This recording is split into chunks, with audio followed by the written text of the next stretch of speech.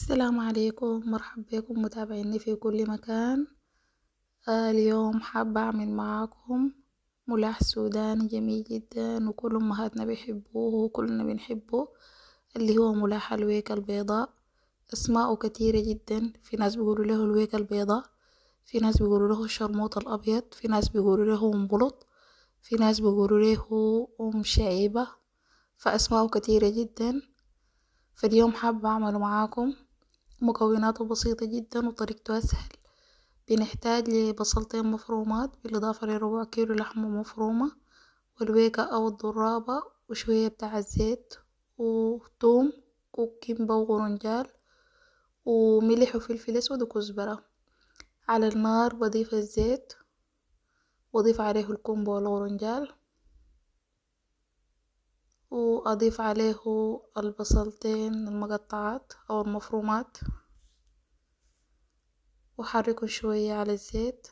ما بيحتاج انه احمره لانه الملحن عايزة اسويه ابيض، بالاضافة لانه اضيف اللحمة المفرومة واقلبها برضو مع البصل، وبرضو ما بتحتاج انه تتحمر او تتعصج. قلبها شوية بس لما لونها يتغير.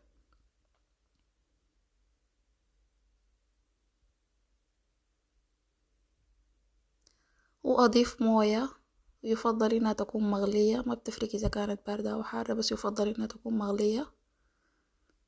واغطي عليها واخليها تغلي حكاية بتاعت نصف ساعة. بعدين احركها بمفراكة او احركها انا هنا استخدمت المضرب اليدوي. واضيف الثوم، في ناس بتحب انه بعد ما الملح يستوي يقدحوا الثوم ويضيفوه، بس انا بحب اضيفه بالطريقة دي. بعدين اضيف الملح والفلفل الاسود والكزبرة واحركهم.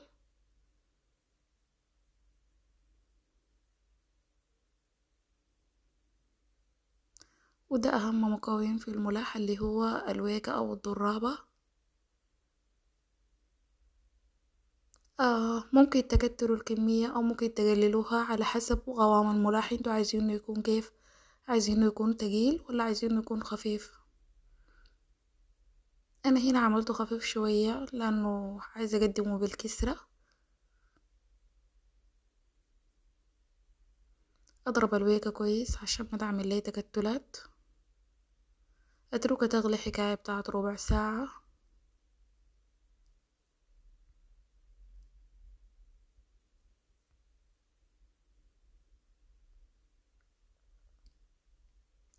كده استوت خلاص وبقت جاهزة للتقديم.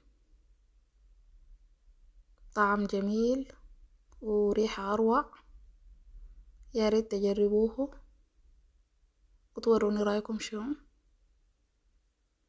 وما يحلى طبعا الا بالكسرة، في ناس بتاكله بالعصيدة وفي ناس بتاكله بالقراصة، بس بالكسرة احلى بصراحة.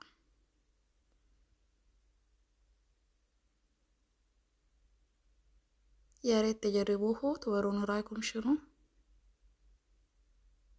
وده الشكل النهائي.